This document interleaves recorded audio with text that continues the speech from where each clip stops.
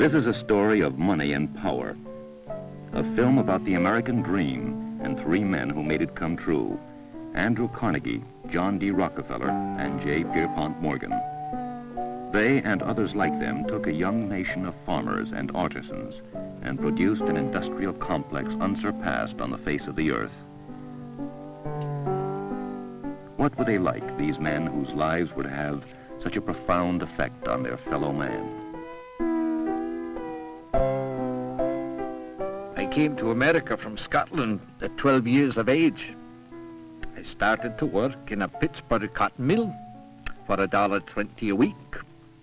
By the time I was 40, I was making $300,000 a week. Is it any wonder I consider America the greatest country in the world?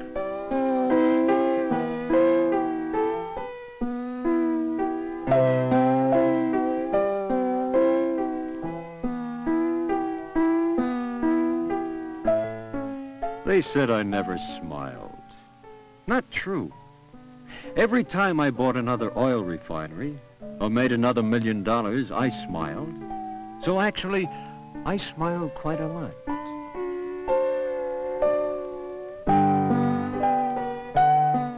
I never thought of myself as handsome. I was fat and had a large bulbous nose that was afflicted with a skin condition. Still, I was popular with the ladies. Perhaps it was partly my wealth. I was to die leaving a personal fortune of $68 million. Andrew Carnegie, John D. Rockefeller, J. Pierpont Morgan. Three of the country's first and biggest of a new breed of American, the big businessman. What sort of men were they? Robber barons or industrial statesmen? Whatever they were colorful and the subject of many an article, editorial, and cartoon. One humorist who wrote about them constantly was Finley Peter Dunne, the creator of fiction's first Irish-American bartender, Mr. Dooley. J. Pierpont Morgan, Andrew Carnegie, and John D. Rockefeller. Rockefeller. Funny thing is how everybody is saying they typify the American success story, from rags to riches. Well, that's all I think it is, a story. And if all the facts be known, rags to riches is the exception rather than the rule. In America, no matter what they say, it's easier to go from riches to riches than it is from rags to riches. Before the Civil War, there was much manufacturing, but the enterprises were generally family-owned and operated. You got your furniture from the local cabinet maker, your shoes from the neighborhood shoemaker, and your meat from the local butcher. All of this was to change with the war. To fight this first modern war, great quantities of material had to be manufactured and moved. To finance it, the government needed money. Banks, factories, and railroads suddenly assumed a new importance.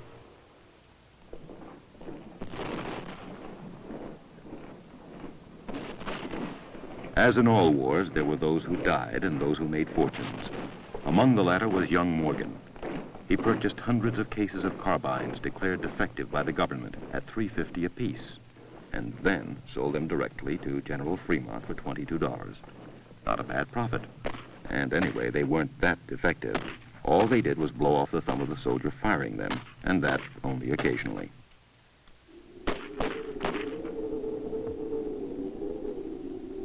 With the war finally over and the South in ruins, the industrialists and bankers of the North began to make use of the huge masses of capital they had accumulated. The war had united North and South. The industrialists would join East to West. The country was on the move, people heading westward, putting down roots, and every new town, every settlement, no matter how remote, needed goods to grow on. The land they settled was vast, huge forests, plains, rivers, and mountains. 335,000 square miles of coal. Under the coal and often beyond it, oil and iron. Lake Superior rimmed with iron. And 75 miles northwest of Duluth, the Merritt brothers discovered the Mesabi, grandmother of them all, the richest iron range in the world, seemingly inexhaustible and easy to get at. As one of the Merit boys remarked at the time, If we had gotten mad and kicked the ground right where we stood, we could have thrown up 64% ore. we had the resources and we had the natural avenues of transportation for them. To our Atlantic ports came another factor in the rise of industrial America, a cheap labor force. It's true. Right here at the dock, they sign you up for work. And they say if you're lucky, you can get a job that pays as much as $50 a day. We know what produces bars of steel, but what produces men of steel? Perhaps the times following the Civil War called for a new type of man. Men to build new empires in railroading, industry, and finance. There were times that called for men of steel, and the biggest man of steel was a small Scottish immigrant by the name of Andrew Carnegie. His intelligence, industry, and charm were to take him in a few short years from working a bobbin in a cotton mill for $1.20 a week to supervising a telegraph office to running the Pennsylvania Railroad. Instead of spending the money he earned, Carnegie preferred to invest it. By the age of 30, he had an annual income of $50,000 from shrewd investments. And when he came across the Bessemer process for converting iron into steel, he built on the banks of the Monongahela the greatest steel plant in the country. Soon it was turning out more Bessemer steel than all of the other American mills combined, bringing the public better steel at lower prices. Carnegie was understandably proud of his achievement. 2 pounds of ironstone mined upon Lake Superior and transported 900 miles to Pittsburgh. 1 pound and 1/2 of coal mined and manufactured into coke and transported to Pittsburgh. 1/2 pound of lime mined and transported to Pittsburgh. And these 4 pounds of material manufactured into 1 pound of steel, for which the customer pays 1 cent. The Iron Crown has been placed on the brow of Pennsylvania. Year by year, Carnegie's steel empire grew. New mills, a fleet of Great Lakes steamers, a port town on Lake Erie, a connecting railroad. It was an empire, but it wasn't big just for the sake of bigness. New technological processes demanded new methods of manufacturing in all industries.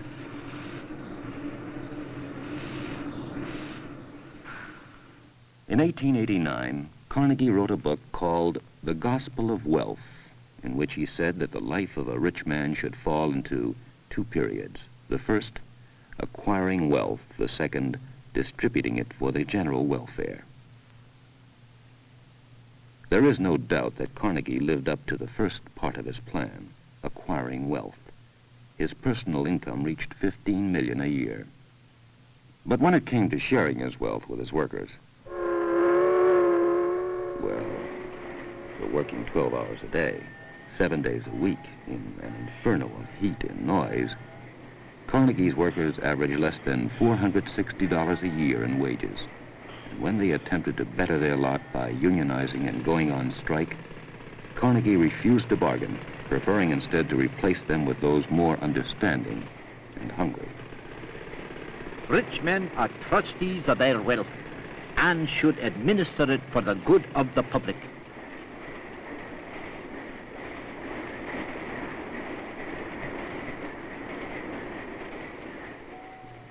Hard with his workers, he was generous to others.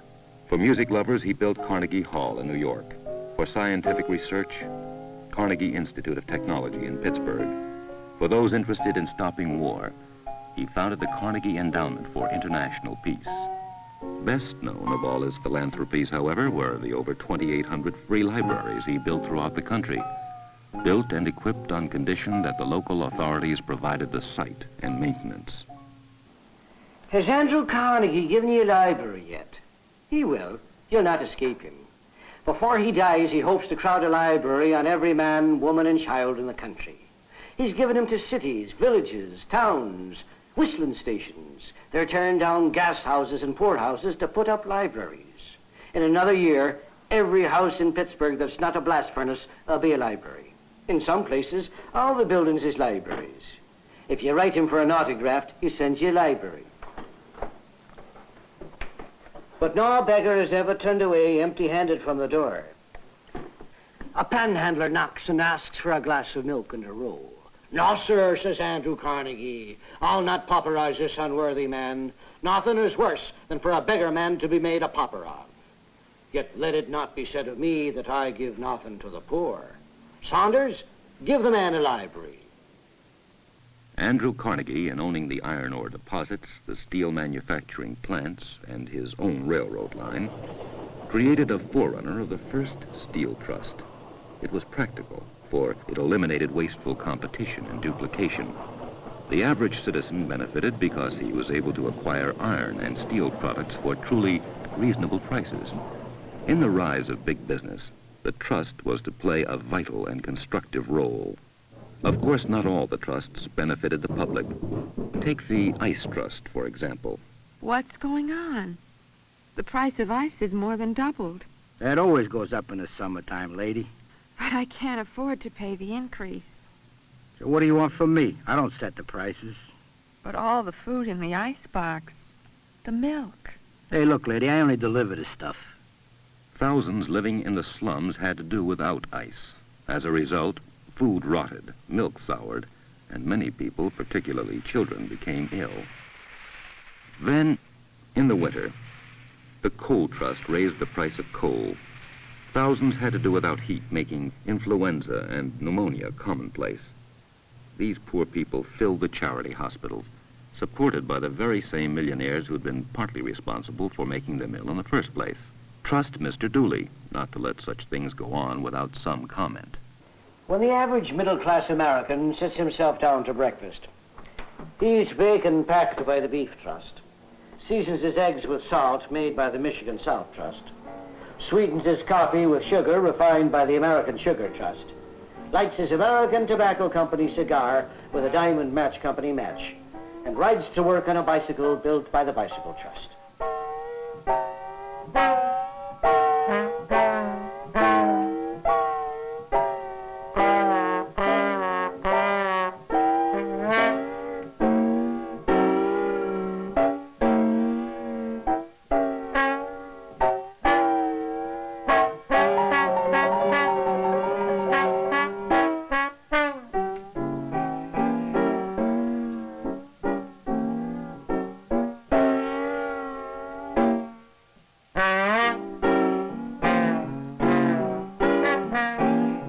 The rich were not exempt from the influence of the trusts, though when they sat down to eat, they could be counted on not to worry unduly. Did you hear about Armand's dinner party? Everyone on horseback, I understand. Clever. Yes, Armand's such a wit. I think he's cute. Mink-lined carriages, diamond-studded dog collars. One millionaire built a replica of a Scotch castle with 40 guest suites and a personal bagpiper whose assignment was to march around in the morning to wake up the guests. There were other millionaires who seemed to think of wealth as something to be used solely to create more wealth. Prominent among this group was John D. Rockefeller, shown here at the age of 95. He had already made and given away billions. But for young John D., the beginning was less than auspicious. His first job as an assistant bookkeeper paid $5 a week. The substance he was later to make his fortune in, oil, was already widely in use, hawked at carnivals as rock oil or snake oil and sold as a cure-all for cholera, liver complaints, and consumption. Purely by accident, one of its users discovered that if you put a match to it, it made an excellent fuel. Its value was recognized instantly by young Rockefeller. Getting into the refining business, Rockefeller went around buying up local refineries and welding them into a single company. He was the most silent and secretive of all the big businessmen, shunning ostentation and publicity. He made unholy deals with railroads, forcing them to return part of what he had paid them to transport his oil. These payments, called rebates, were paid to him not only for the oil he shipped, but the oil shipped by his competitors as well. Control of the pipelines followed, and by 1882, Rockefeller's Standard Oil Trust controlled 95% of all the oil refining business in the country. Of course, he had to bend a few laws to do it. On April 13, 1907, Judge Kennesaw Mountain Landis fined Standard Oil over $29 million for breaking the federal law against rebating. $29 million. Devil the cent less. Can't exactly remember what the charge was they arrested him on, but the general idea is John D. was going around loaded up to the guards with Standard Oil, exceeding the speed limit and acquiring money. The judge says to him, "You're an old offender, and I'll have to make an example of you. $29 million or 58 million days. Call the next case, Mr. Clark." Rockefeller appealed and won. The higher court set aside the penalty, and Standard Oil paid nothing. Rockefeller was absolutely ruthless when it came to crushing competition. He bought out, froze out, and some say even bombed out all who stood in his way. On more than one occasion, the oil fields of competitors who would not yield to him were rocked by mysterious explosions. In response to charges of utter ruthlessness, Rockefeller replied, The American beauty rose can be produced in the splendor and fragrance which bring cheer to its beholder only by sacrificing the early buds which grow up around it. This is not an evil tendency in business. It is merely the working out of a law of nature and a law of God. In 1889, the Supreme Court of Ohio held Standard Oil to be in violation of the Sherman Antitrust Act. Rockefeller replaced it with a holding device, Standard Oil of New Jersey. By the time the United States Supreme Court declared that to be illegal in 1911, Rockefeller had retired from business and decided to devote his time to philanthropy. To the University of Chicago, he gave $35 million. Other millions went to the Baptist Church, the YMCA, and since he was personally opposed to drinking, smoking, and other vices, the Anti-Saloon League. The money pumped from these wells through Rockefeller's philanthropic pipelines totaled over $500 million. As big business developed, it entered a new phase, a shift from industrial to finance capitalism. Wall Street began to exercise increasingly greater influence over all business activity. No banker was more influential in this new phase than John Pierpont Morgan. Unlike the humbly born Carnegie and Rockefeller, Morgan was the son of a millionaire banker, but his inherited wealth was nothing compared to the fantastic personal fortune he was to amass. There was still big money to be made in railroads, and it was in railroads that Morgan first displayed his financial genius. He consolidated, merged, and stabilized all of the major railway systems in the East, placing them on a firm financial basis. He then set about becoming the Wizard of Wall Street. When criticized for bringing about the financial ruin of many a competitor, he replied, "I am not in Wall Street for my health." Railroads, steamship lines, manufacturing and mining companies, Morgan financed and controlled them all. No profit-making venture seemed remote from his grasp. Pierpont Morgan calls in one of his office boys, the president of a national bank, and he says, "James," says he, "take some change out of the damper and run out and buy Europe for me. I intend to reorganize it and put it on a paying basis," he says. "And call the Sultan, the Tsar, and the Emperor William, and tell them we won't be needing their services after next week," he says. "Give them a year's salary in advance," he says. "And oh, James, that bookkeeper near the door doesn't seem to be doing much these days. You better put him in charge of the continent." Morgan's greatest business coup began as a discussion in his library and ended on a golf course. When it was over, he, not Carnegie, owned United States Steel. Mr. Carnegie, I hope you find these terms acceptable. $225,639,000 for all the bonds and stocks of the company. A payment of $400 million to be later increased by the addition of extra common stock for your partners. I accept. The deal consummated, it occurred to Morgan that he and Carnegie had not met for some time. He telephoned the Scotsman. Mr. Carnegie, I would like to see you. Why don't you come to visit me at my office at 23 Wall Street?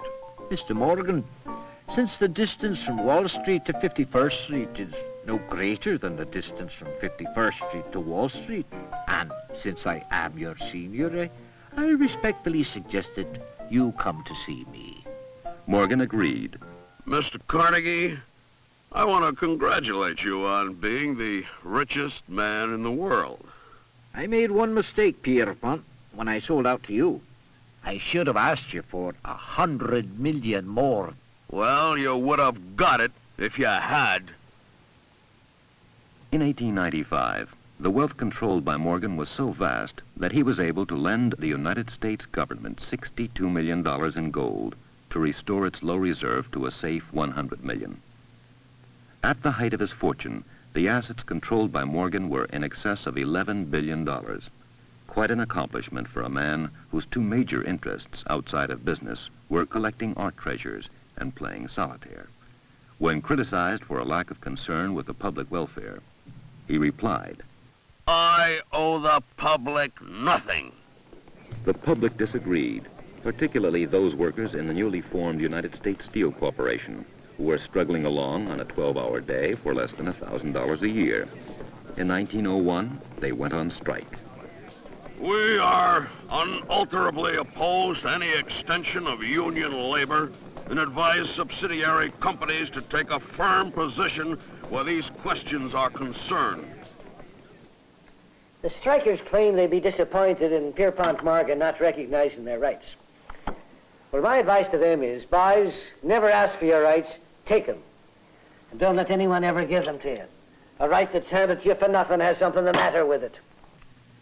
Even though President McKinley was a great defender of labor, he was not strongly opposed to the big business trusts.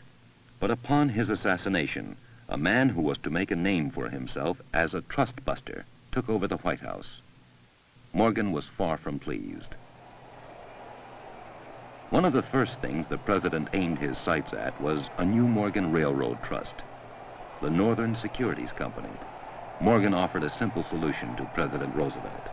Tell the president that if we've done anything wrong, to send his man to my man, and they can fix it up. I'm afraid, Mr. Morgan, that sort of thing simply cannot be done. In 1907, a financial panic hit the country. In desperation, the president turned to Morgan, and Morgan saved the day. He organized a group of bankers who managed to stem the tide of panic and preserve the solvency of major banks and corporations. Roosevelt proved appreciative. Our aim is not to do away with corporations. On the contrary, these big aggregations are a necessary part of modern industrialism. We're not attacking corporations, but endeavoring to do away with any evil in them. It's a bit puzzling now, is it not, how our president seems somewhat confused by the question of the trusts. He seems to be saying the trusts are hideous monsters built up by the enlightened enterprise of the men who have done so much to advance progress in our beloved country. On the one hand, I would stamp them out underfoot. On the other hand, not so fast. John Dee's comment was brief and to the point. The combination is here to stay. Towards the public at large, Morgan was contemptuous. He was, however, a deeply religious man of the Episcopalian faith, and to that church he gave generously with sizable contributions to St. George's Church in New York City, large gifts towards the construction of St. John the Divine, and contributed handsomely to St. Paul's Cathedral in London. In addition to his religious contributions, he donated many priceless art treasures to the Metropolitan Museum, the American Museum of Natural History, and the Metropolitan Opera. We have seen a pattern emerge that is not untrue of most of the early industrial titans. A rise from humble beginnings to great personal wealth, a seemingly ruthless disregard for what we now consider good business practices, and a desire in later years to use their great wealth for the public welfare. What effect did all of this have on the country? It changed it completely. Products that now roll endlessly from assembly lines into the American home are a direct result of this early desire for bigness. The industrialists may have been ruthless, but one thing is certain. They were inevitable products of their times. They had the vision to put all of the elements together. the influx of new immigrant labor, great untapped natural resources, an emerging production technology, and new worldwide markets.